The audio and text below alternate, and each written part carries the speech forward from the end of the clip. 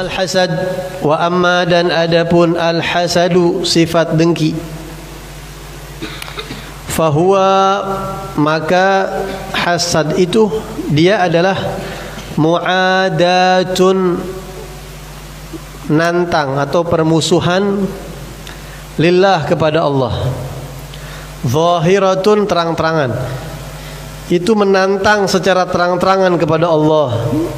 Sifat hasud, orang yang punya sifat hasud dia terang-terangan telah menantang Allah.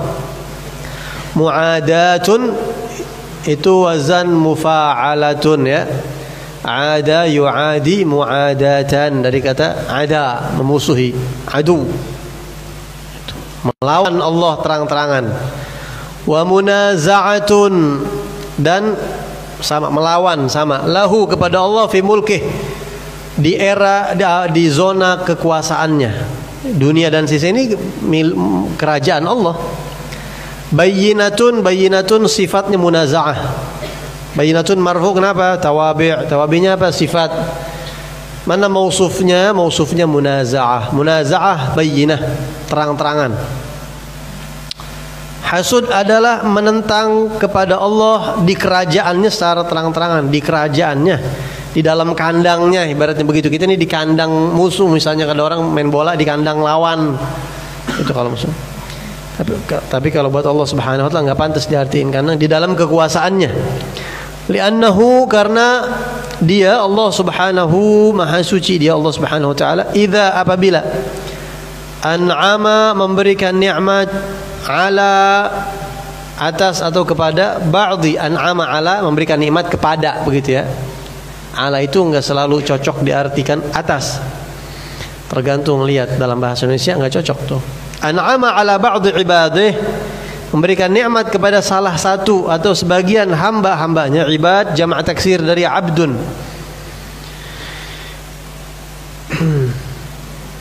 Bini'matin, memberikan nikmat dengan sebuah nikmat, fala maka tidaklah syakka, tidaklah ada ragu, tidak ragu sama sekali, tidak ada keraguan, pasti, begitu ya. Pasti bahasa Arabnya apa? Apa bahasa Arabnya pasti? La syak, ya, nggak ada keraguan. Annahu sama kayak harus, apa bahasa Arabnya? La budda. Bud itu artinya pilihan lain atau jalan lain. Tidak ada jalan lain berarti harus. La syak, tidak ada keraguan berarti pasti. Annahu, bahwasanya Allah muridun, maha berkehendak. Allah pengen, Allah berkeinginan lidzalik, akan hal itu. Allah pengen ngasih dia, begitu. Itu kan kehendak Allah. Wa mukhtarun, dan Allah telah memilih, lahu baginya nikmat tersebut. Id, karena la mukriha, la tidak ada mukrih yang bisa memaksa, lahu kepada Allah. Enggak ada yang bisa maksa Allah Ta'ala maha tinggi. Fa'idha, maka apabila, yang udah tahu jangan diartiin, arada menginginkan, al-abdu seorang hamba, apabila seorang hamba berkeinginan khilafa kebalikan daripada ma apa-apa arada maulah yang diinginkan oleh tuannya, yang tuannya inginkan, faqad maka telah asa dia telah berburuk al-adab, dia telah songong, asa al-adab. Jangan songong ente, la tusil adab. Songong apa bahasa Arabnya? Asa'a yusi'u al-adab. Hadzal rajul galilul adab. Ini orang sedikit adabnya, ini orang sedikit adabnya. Biadab. Apa arti biadab? Biadab. Ada orang ceramah begitu dikatain, wah ini radikal. Ente biadab itu kata-kata baik. Biadab, ente pakai akhlak, begitu maksudnya. Biadab itu bahasa Arab. Bi dengan adab, adab. Paham nggak? Ente ngatur begini-beginian nggak bener, ente ngatur. Biadab ya akhi. Biadab. Pakai akhlak ente jadi pemimpin misalnya begitu. Gitu ya, contohnya begitu ya. Biadab ya walad. Pakai adab ente wahai anak. Jadi biadab itu adalah bahasa Arab asalnya. Anjuran untuk berusaha menggunakan akhlak atau adab gitu. Cuma di dalam bahasa Indonesia kayaknya angker banget tuh bahasa. Ya. Biadab ente. Lu ngatain gue lu. Enggak, ente pakai akhlak dong. Begitu maksudnya. Gitu, ya. Cuma orang kagak ngerti, jadi biadab itu kayaknya galak banget. Padahal biadab itu adalah pakai akhlak. Gitu ya. Pakai akhlak. Wastaujaba, dan dia layak mendapatkan al-atab, kemurkaan. Udah terjemahin. Jadi sifat hasud ini salah satu penyakit hati. Imam Haddad mengatakan sifat hasud adalah menentang Allah terang-terangan, ya, dan memusuhi Allah terang-terangan. Ini orang di kerajaannya. Kok orang hasud disebut menentang Allah? Kenapa? Karena Allah ngasih nikmat kepada hamba. Siapa yang pengen? Allah. Si fulan bisa ini, dikasih ini, dapat ini, punya ini. Yang ngasih siapa? Allah. Allah ngasih itu ada yang maksa gak? Kagak. Itu keinginan Allah. Kalau ente enggak seneng sama yang Allah inginkan, berarti ente songong sama Allah. Allah kagak pantas banget ngasih dia itu. Masa Allah kasih dia ini? Allah nggak ngerti Allah. Allah ini orang songong nggak? Seolah-olah secara nggak langsung dia ngomong kayak begitu. Ya, orang yang hasud dia sedang mendemo Allah. Dia sedang memprotes Allah Subhanahu wa taala, seolah-olah yang Allah inginkan itu salah. Yang benar adalah sesuai pemikiran dia. Ini kan konyol begini ya. Dan hasud itu bahaya. Al-hasad ya'kulul hasanat. Sifat hasud itu menggerogoti atau memakan pahala, memakan kebaikan-kebaikan yang sudah kita lakukan. Kama ta'kulun narul hatab, sebagaimana api memakan kayu bakar. Bagaimana kita memperlakukan orang-orang yang hasud? Bagaimana kita memperlakukan orang hasud? Kira-kira hasud ini bahaya gak? Bahaya. Bahaya banget. Sampai-sampai bisa membunuh loh orang hasud itu. Orang hasud nih bisa sampai ke dukun. Ada orang nggak terima si A maju, si A Allah kasih nikmat ini, kasih nikmat itu, dia nggak terima, dia dongkol banget. Dia pengen itu nikmat hilang. Maka dia pergi ke dukun. Gimana caranya supaya dia kena penyakit, santet kayak atau apaan aja yang bisa membahayakan dia. Hancur kayak usahanya, berantakan kayak keluarganya. Ada hasad. Sehingga kalau udah kacau semuanya, dia senang tuh. Waliyadzubillah min dzalik. Salah satu orang, siapa contoh orang hasud? Siapa contohnya? Abdullah bin Ubay bin Salul. Namanya bagus ya, Abdullah tapi bin Ubay bin Salul, Rasul munafiqin. Biang keroknya orang-orang munafik. Kenapa dia musuhin Nabi Muhammad? Dia hasud sama Rasulullah. Hasud apa dia, Beb? Ente tahu gak hasudnya gara-gara apa tuh? Kenapa ada orang munafik di kota Madinah? Aus sama Khazraj, dua kabilah besar di Madinah itu, 7 turunan berantem kagak akur-akur. Gara-gara apa? Perempuan, gara-gara perempuan. Katanya dalam riwayat itu gara-gara perempuan. Berantem kagak akur-akur Aus sama Khazraj. Sampai mereka hampir sepakat, udah kita akur sekarang, kita akur, kita damai. Ya udah dah kita damai ya, damai. Mereka sepakat nunjuk satu orang yang pimpin mereka untuk menjadi ditokohkanlah begitu, menjadi ketuanya, menjadi rujukan. Siapa yang ditunjuk? Abdullah bin Ubay bin Salul. Mau dikasih mahkota kepemimpinan nih, punya kekuasaan di kota Madinah karena dia membawahi Aus sama Khazraj begitu. Mereka sudah sepakat nih. Baru udah hampir sedikit lagi baru mau dia dijadikan pemimpin di kota Madinah. Tiba-tiba hijrahlah Rasulullah sallallahu alaihi wasallam ke kota Madinah. Kota Madinah. Otomatis semua orang beralih ke Nabi Muhammad. Islam menyatukan mereka 7 turunan musuh-musuhan, mereka jadi saudara. Disaudarakan oleh Islam. Idh kuntum a'da'an fa'allafa baina qulubikum fa asbahtum bi ni'matihi ikhwana. Ya, Allah jadikan kalian bersaudara sebab Nabi Muhammad SAW membawa agama Islam. Bersaudara, akhirnya kagak jadi dia. Hasud dia, kurang ajar nih. Gara-gara datangnya Nabi Muhammad, kata dia, saya nggak jadi ketua. Hasud dia sama Rasulullah. Rasulullah yang diagungkan sama sahabat, Rasul yang ditokohkan, apa-apa kembali ke Nabi Muhammad, dipuji, dia nggak terima dongkol. Contoh orang hasud. Orang Yahudi juga pengen nabinya orang Israel, tapi ternyata Rasul hasud. Bisa sampai membunuh hasud itu. Ngeri ya, makanya turun surat Al-Falaq. Qul a'udzu birabbil falaq min syarri ma khalaq min syarri ghasiqin idza waqa min syarri nafatsati fil 'uqad min syarri hasid idza hasad. Jahatnya orang hasud kalau sudah dia hasud sama orang. Minta perlindungan sama Allah Subhanahu wa taala. Jahat banget. Nanti bisa meninggal dunia, bisa disihir, bisa disantet, bisa dikirimin gitu-gituan. Kalau orang udah hasud tuh, usahanya pengen dihancurin, ininya pengen dihancurin kayak begitu. Makanya ente santri, wirid kudu punya wirid, ente baca ratib, udah ratib minimal tuh sama wirdul latif. Pegang tuh. Ya, pegang tuh ratib haddad sama wirdul latif, ente pegang itu. Udah gitu-gituan hilang semuanya insyaallah.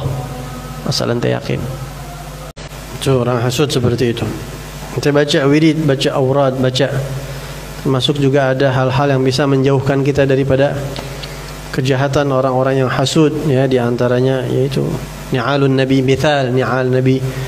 Kemudian juga awsafun nabi al-khalqiyah, al-khuluqiyah, syama'ilnya Rasulullah gitu ya. Kemudian orang hasud ini, kita bagaimana kalau kita tahu ada orang yang hasud sama kita?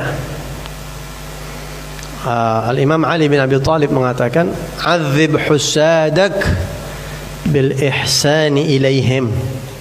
Ajib ya kata-katanya itu. Adzib husadak. Ente siksa para penghasut ente bil ihsani ilaihim, dengan cara ente berbuat baik sama mereka. Ada orang hasud sama ente nih, ente tahu dia hasud, udah jelas tanda-tandanya, bukan suudzon ya.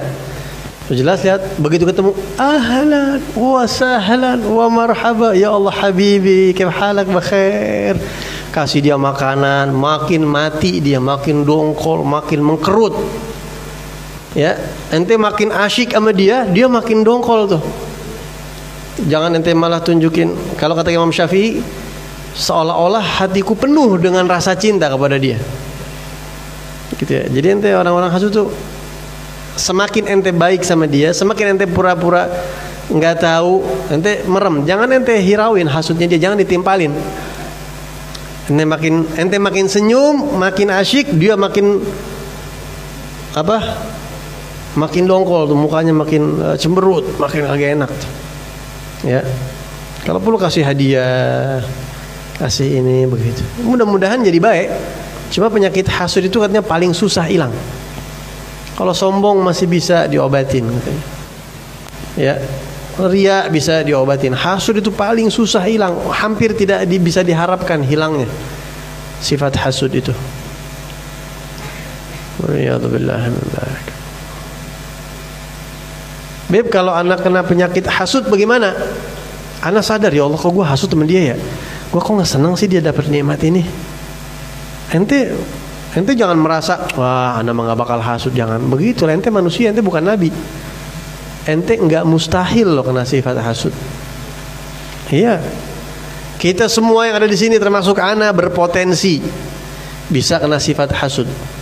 Ngelihat orang lain, wah enak banget ya jadi dia, wah begini, wah, terus ente kurang suka sama dia, begitu ya. Semua orang bisa kena, siapapun, termasuk anak bisa kena. Tapi orang-orang yang Allah berikan kebaikan, dia itu seperti merasa kalau dirinya ada masalah. Orang-orang beruntung itu dapat riayah dari Allah. Dia tahu ada penyakit. Wah, ini gue kena penyakit hasud nih, gue hasud sama dia nih. Itu biasanya dia ngerasain dulu. Bagaimana ngobatinnya? Ente puji dia. Puji orang yang ente hasud. Hantem tuh hawa nafsu ente. Anak idadi duduk aja kalau nggak bawa kitab. Itu khusus kelas 1 ibtidai ke atas. Yang idadi duduk nggak apa-apa. Ente puji dia di depan orang.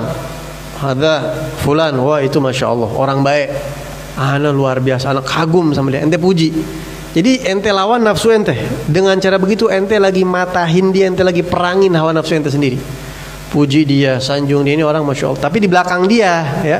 Kalau di depan dia nggak apa-apa. Kalau sekiranya ente bisa ini dan dia aman, nggak GR, nggak terus bagaimana nggak apa-apa ente. Puji dia, oh ini orang soleh baik, masya Allah. Oh, alhamdulillah berkah sekarang dia begini puji. Itu ente lagi ngobatin diri ente sendiri dari sifat hasud. Yang muskilah itu kalau ada orang hasud dia nggak berasa sampai mati. Dia nggak tahu kalau dirinya nyimpan penyakit hasud. Tinggal dia benci aja sama orang. Makanya ente ntar coba ente ingat-ingat siapa yang ente nggak suka, siapa orang yang kira-kira ente nggak suka, siapa dah. Kadang-kadang santri bisa gak hasud? Bisa. Sama santri yang juara ente bisa hasud. Cuma begitu doang. Memang kelebihan keuntungannya jadi begitu. Gitu-gitu ente kadang-kadang tuh ada hasud tuh ada. Di tengah santri ada. Ntar ada yang dihasud santri yang dekat sama guru dihasud. Bisa tuh karena dapat nikmat. Kullu dzi ni'matin mahsud. Ya, karena dapat nikmat. Bisa obatin dengan cara ente puji dia, sanjung dia, yakinin dia itu masuk begitu. Hantem hawa nafsu ente. Terus kalau ada yang hasud kita, itu nikmat apa enggak? Nikmat, tapi ente harus punya benteng supaya ente dia nggak ada kejahatan yang nyampe sama ente. Ya bentengnya zikir, aurat segala macam. Kalau ada yang hasud itu tanda nikmat. Kenapa hasud itu tanda nikmat?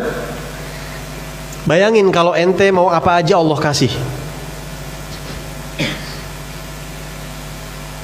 Ya Allah, hamba pengen punya mobil ini. Tahu-tahu lama-lama punya. Pengen punya motor ini, punya. Pengen punya ini, dikasih sama Allah. Pengen ini kasih. Itu ada, ini ada. Bisa ini, bisa itu. Kok enak banget hidup gue nih. Hah? Ente kalau ente merasakan kok enak amat hidup anda nih. Tanda tanya, ini yang saya dapatkan belum tentu baik. Ada dua kemungkinan, bisa jadi nikmat, bisa jadi istidraj dari Allah. Ya, kebaikan, kenikmatan, keenakan kehidupan yang kita rasakan ini bisa baik, bisa buruk. Kalau baik itu nikmat dari Allah, berarti Allah emang ngasih nikmat sama kita. Allah kasih kita kenikmatan. Bisa juga keburukan. Kalau keburukan tuh istidraj, dikasih sama Allah, biarin ayo lu, gua kasih lu, biar lu makin lupa sama gua. Bahasa kasar begitu. Biar makin lupa. Ayo, anak kasih dunia ente, biar ente makin lalai yang mana, biar makin jauh. Dunia ini bakal nyibukin ente, kata Allah. Itu namanya istidraj. Sebagian para wali kadang-kadang kalau nampak karomah di mata mereka, mereka nangis takut. Ya Allah, ini istidraj apa karomah? Karomah itu nikmat dari Allah. Ya, kita bisa ini, bisa itu. Ini nikmat apa istidraj? Apa tandanya kalau itu nikmat dari Allah? Ada yang hasud. Makanya kalau ada yang hasud itu sebenarnya kenikmatan. Ada orang hasud sama kita, itu sinyal bagus sebenarnya. Karena kata Rasulullah, kullu dzi ni'matin mahsud. Setiap orang yang punya nikmat biasanya dihasud. Berarti yang dihasud itu nikmat, bukan istidraj. Oh, alhamdulillah. Misalnya, Beb, Ustaz, ada yang ngata-ngatain antum di belakang, ada yang gini, ada yang fitnah antum, ada yang kayak gini, contohnya. Alhamdulillah, ini kabar bagus ini. Kabar gembira. Kenapa? Ini tanda bahwa yang kita dapetin selama ini adalah nikmat. Gitu. Ya. Jadi nanti kalau ada yang hasud, makanya girang, ahlan wa sahlan wa marhaba bihasidi, ya. Enggak mungkin dong itu. Selamat datang wahai orang yang hasud sama aku, ya Allah. Ente jadi tanda bahwa ana insyaallah dapat nikmat dari Allah. Bagus ada ente. Kalau enggak ana masih pusing nih, harap-harap cemas. Ana nggak bisa ngasih apa-apa anda gitu. Ya. Dan adanya orang hasud kadang-kadang itu menjadi sebab Allah mau nyebarin kelebihan kita. Yang tadinya nggak kenal jadi kenal gara-gara orang hasud. Seorang penyair mengatakan, idza aradallahu nashra fadilatin tuwiyat atahalaha lisana hasudi. Idza aradallah, kalau Allah berkeinginan, nashra fadilah, Allah ingin menyebarluaskan kelebihan seseorang, tuyat, yang tersimpan.